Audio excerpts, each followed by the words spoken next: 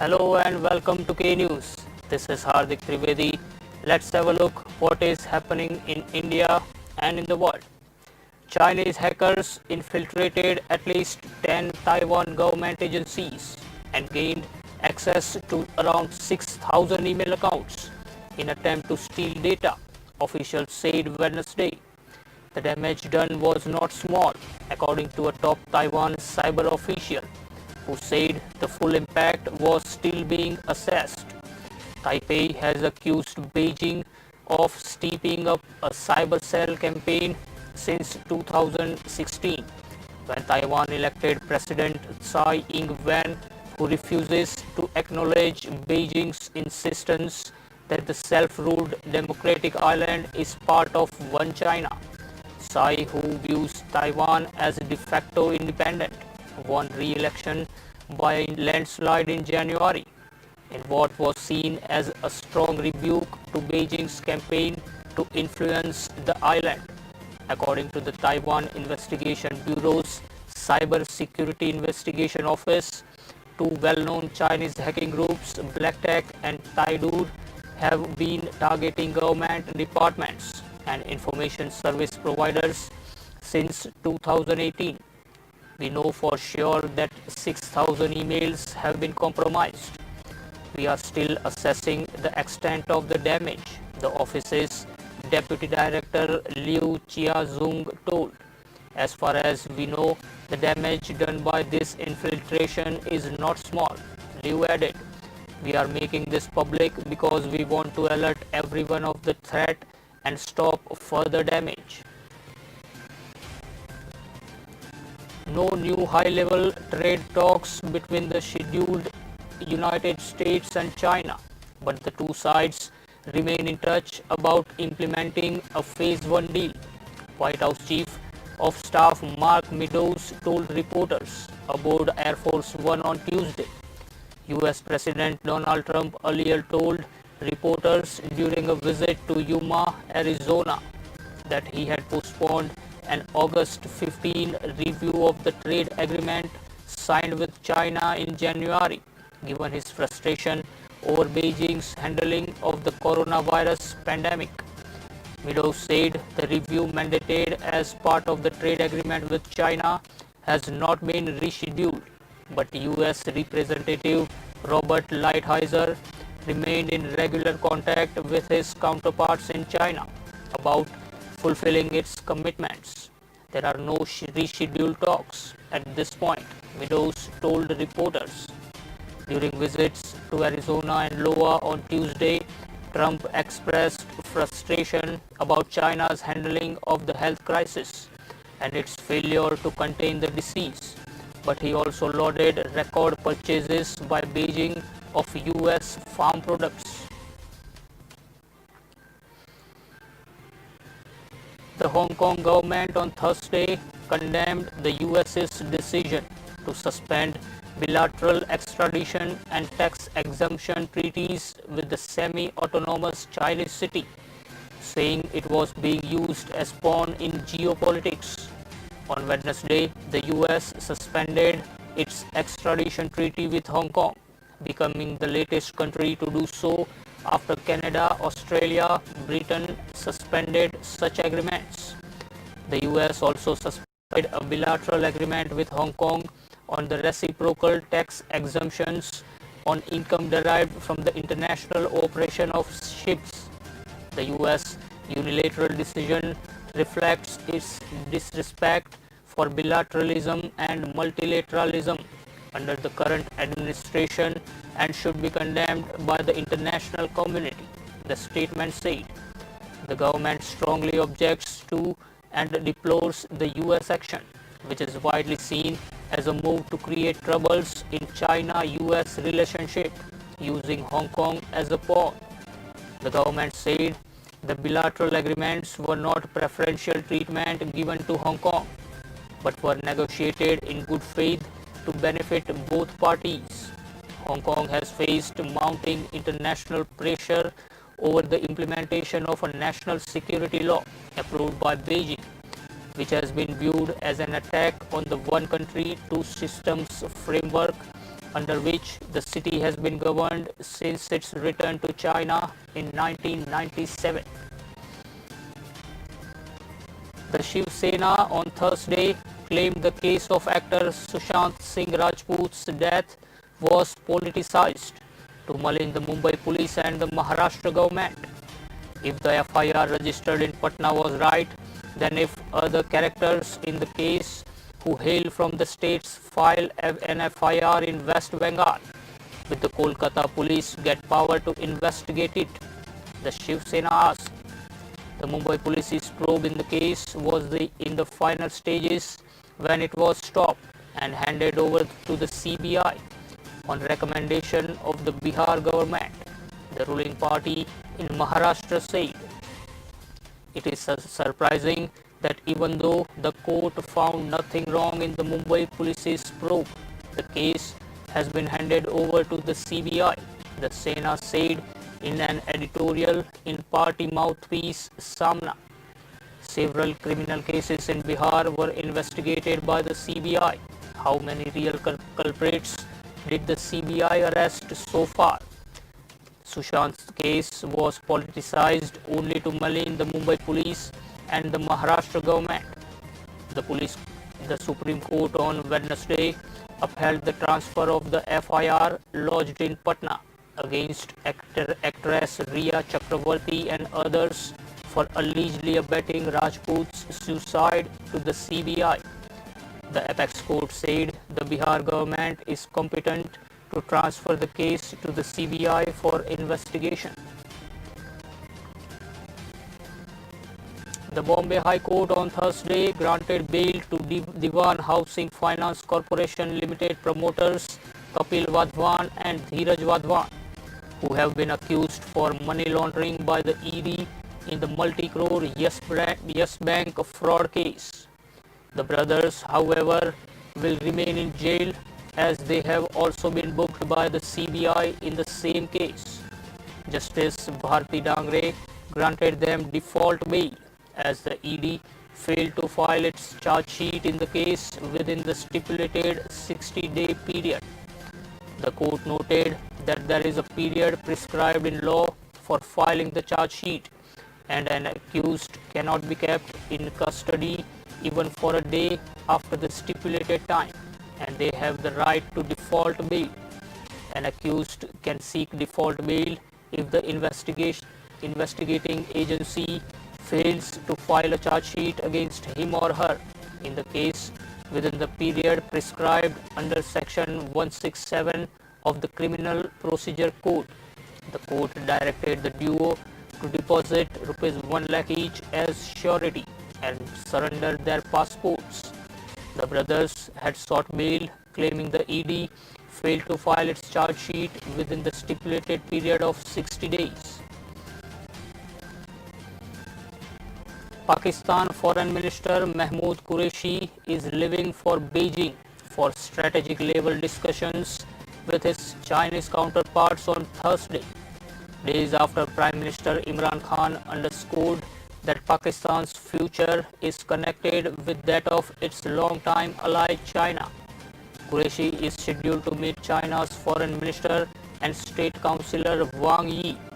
On the agenda, according to reports in China and Islamabad, are discussions linked to Belt and Road projects, bilateral ties, and preparation for President Xi Jinping's visit to Pakistan, expected later this year. Qureshi is also expected to seek support from Pakistan's stand on Kashmir and discuss the India-China standoff in East Ladakh. PM Imran Khan had underscored the importance of ties with China this week when he insisted that reports about breakdown in relations with Saudi Arabia were baseless. On China, PM Khan said Pakistan was strengthening ties with China. It should be clear that our future is connected with China. China also needs Pakistan very much. China is our only friend, which has remained politically steadfast with Pakistan during good and bad times, PM Khan had said. Pakistan Army Chief General Qamar Javed Bajwa made a quick visit to Saudi Arabia this week. in an effort to smooth relations between Islamabad and Riyadh. General Bajwa, according to diplomats in New Delhi and Riyadh, is learned to have conveyed Imran Khan's regret at Qureshi's command and asked Saudi Arabia to agree to a meeting of the smaller group within the IOC, formally called the IOC Contact Group on Kashmir. From all available indications, General Bajwa did not get far. Madhya Pradesh's Indore has been ranked the cleanest city for the fourth consecutive year under the Swachh Sarvekshan 2020. The center is free, along with 100% scientific solid waste management. It's time for a short break. We'll join you in a short while.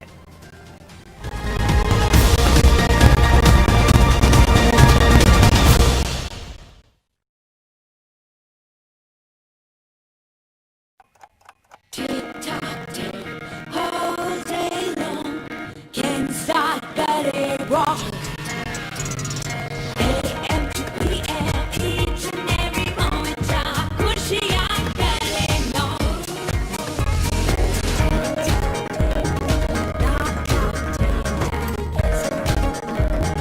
Can't stop, got it wrong.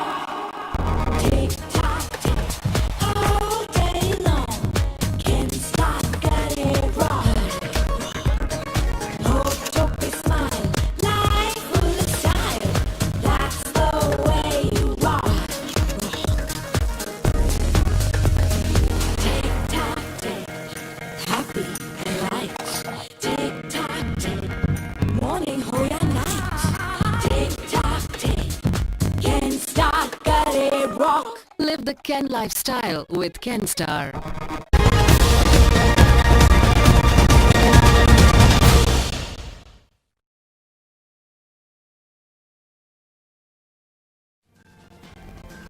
Welcome back to K News and thank you for watching. Let's continue the streak of news.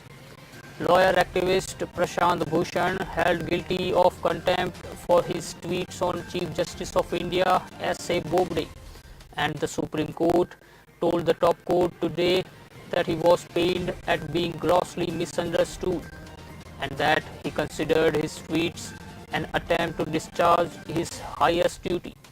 After a sharp back and forth during a 2-hour hearing over whether his tweets has crossed the line, the Supreme Court gave the lawyer 2-3 days to reconsider his statement. There is no person on earth who cannot commit a mistake. You may do hundreds good things, but that doesn't give you a license to do 10 crimes. Whatever has been done is done, but we want the person concerned to have a sense of remorse, said Justice Arun Mishra. Prashant Bhushan's request to defer the hearing on his sentencing for contempt was rejected by the Supreme Court. I am pained to hear that I am held guilty of contempt of court. I am pained not because of the would-be sentencing, but because I am being grossly misunderstood. I believe that an open criticism is necessary to safeguard the democracy and its values, Bhushan said. My tweets need to be seen as an attempt for working for the betterment of the institution. My tweets, I consider, was a discharge of my highest duty. Apologizing would also be dereliction of my duty. I do not ask for mercy. I do not appeal for magnanimity. I cheerfully submit to any punishment that court may impose, Bhushan said. The battle over the Facebook Raw heated up today with a call for removal of Shashi Tharoor as the chief of the Parliamentary Standing Committee on Information Technology, while the BJP's Nishikant Dubey wrote to Speaker Om Birla demanding that he be removed. Union Minister Rajyavardhan Rathore also pitched in with a letter accusing Mr. Tharoor of flouting rules, demanding that Mr. Tharoor be removed as the chairman of the standing committee. Nishikant Dubey wrote, Mr. Tharoor's tenure has been controversial. Speaking in Spencerian English, in foreign accent does not give one freedom to an individual to disregard parliamentary institutions. Nishikant Dubey has also listed past incidents where, according to him, Shashi Tharoor created controversies. He has accused Mr. Tharoor of making remarks on social media on examination of Personal Data Protection Bill by the Joint Select Committee without discussing the matter with the committee members. The list also included the ban on 59 Chinese apps and 4G internet not being available in Jammu and Kashmir. When Mr. Tharoor again criticized the government on social media, Mr. Dubey and Mr. Tharoor have filed breach of privilege motions against each other over the issue. At the bottom of the feud is Mr. Tharoor's tweet that the Parliamentary Standing Committee on Information Technology that he heads would like to hear from Facebook on the hate speech issue.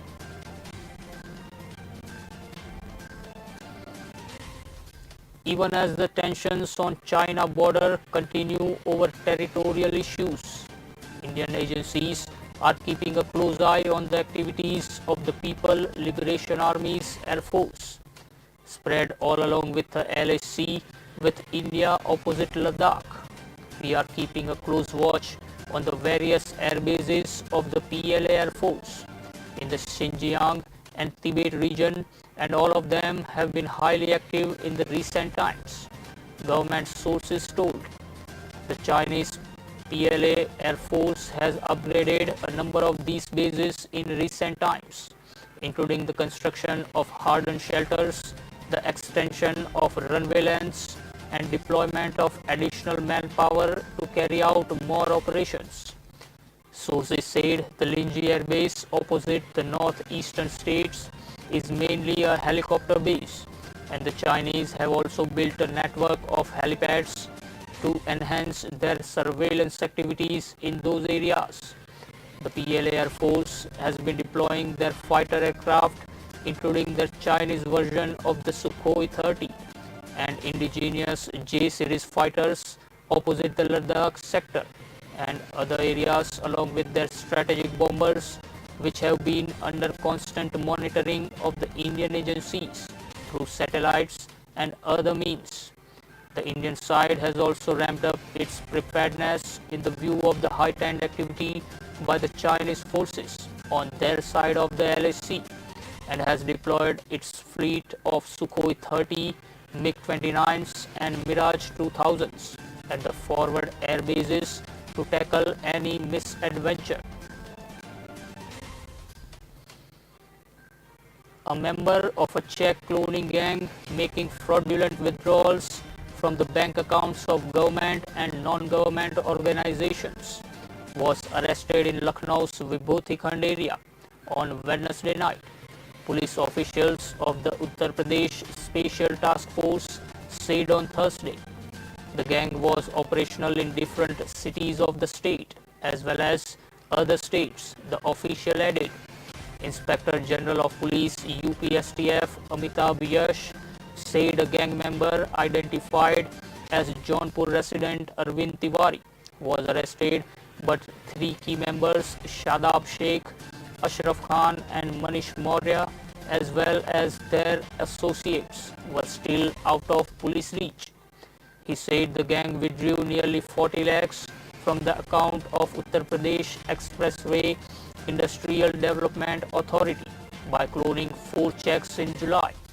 The chief manager of Bank of Baroda's Vibhuti Khand branch, where UPEIDA has its account, lodged an FIR with the Vibhuti Khand police station on August 8 after detecting the fraudulent withdrawal of the amount, Yash said. Another STF official said the gang similarly cloned checks of the bank accounts of Dr. Shakuntala Mishra, National Rehabilitation University, and Uttar Pradesh State Ayush Society, but failed to get them cleared. He said the gang was operational for the past few years, and it was suspected to have withdrawn money from the bank accounts of some government and non-government organizations by using the same method. The STF official said the gang exploited loopholes in the check transaction system, or the image-based clearing system of checks implemented by Reserve Bank of India from August 1, 2013. Domestic equity benchmark Sensex plunged 394 points on Thursday, tracking a massive sell-off in global markets after US Fed's gloomy economic outlook spooked investors across the world. The BSE Sensex ended 394 points lower at 38,220. The broader NSE Nifty slumped 96 points to 11,312. HDFC was the top loser in the Sensex pack, shedding over 2%, followed by Axis Bank, Bharti Airtel, Mahindra and Mahindra, Reliance Industries, ICICI Bank, IndusInd and Titan. On the other hand, NTPC, ONGC, Power Grid and Tata Steel were the gainers. Bourses in Shanghai, Hong Kong, Tokyo and Seoul ended with heavy losses. Stock exchanges in Europe also witnessed robust selling in early sessions. Global oil benchmark Brent crude was trading 1.06% lower at US dollars 44.89 per barrel. In the forex market, the rupee settled at 75.02 against the US dollar, down 20 paise over its previous close. As coronavirus cases continue to surge in India, restricting several economic activities, the World Bank may project a steeper contraction of the Indian economy for the current financial year, revised from the previous estimate of 3.2%. In its report, India Development Update for July 2020, the World Bank said that amid rapidly evolving conditions and projections made in May are likely to be revised as new information is incorporated, especially as the daily number of cases continue to increase, resulting in several states and districts reimposing lockdowns. And available high-frequency indicators show that the economy has not yet reverted to baseline. In May, the World Bank had projected the Indian economy to contract by 3.2% in financial year 2020-21 and predicted rebound slowly in the next fiscal. In its report released on Wednesday, the World Bank said that in current rapidly evolving context, these projections are likely to be revised as new information is incorporated. In our revised projections, which would be available in October 2020, we would likely project a steeper contraction in economy. It noted that although a rebound is expected in financial year 2021-22, it will take place very slowly, reflecting the impact of the crisis not only on India's current growth but also on potential output, which is expected to return to trend only over the next several quarters. A portion of one of the busiest road in Gurgaon has caved in after nearly 2 days of torrential rain. A wide area on the busy IFCO Chowk cracked and caved in this morning. The area has been cordoned off. Gurgaon has been seeing very heavy rainfall since Tuesday night, which has caused extensive waterlogging and traffic chaos. Massive traffic jams were seen on Wednesday due to flooding on roads. Vehicles were stranded near the underpasses. Some areas saw waist-deep waterlogging. Visuals of a raft on a flooded road in the Millennium City went viral on social media. Severe waterlogging was seen even today after sharp showers in the morning on the Delhi-Jaipur Expressway in Gurgaon.